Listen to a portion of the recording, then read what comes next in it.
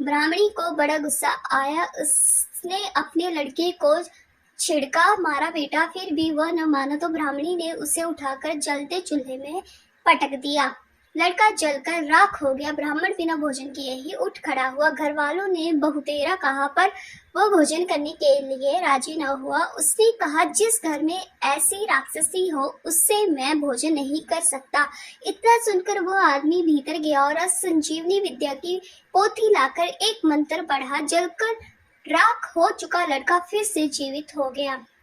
यह देखकर ब्राह्मण सोचने लगा कि अगर यह पोथी मेरे हाथ पर जाए तो मैं भी उस लड़की को फिर से जिला सकता हूँ। इसके बाद उसने भोजन किया और वहीं ठहर गया।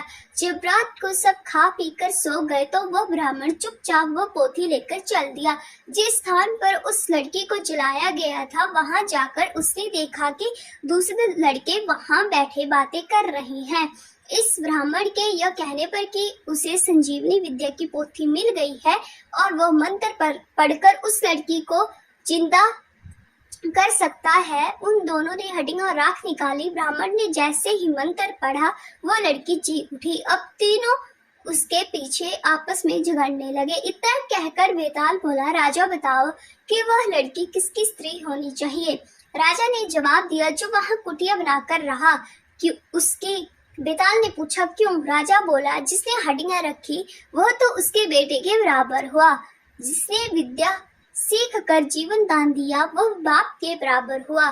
जो राख लेकर रमा रहा वही उसकी हकदार है।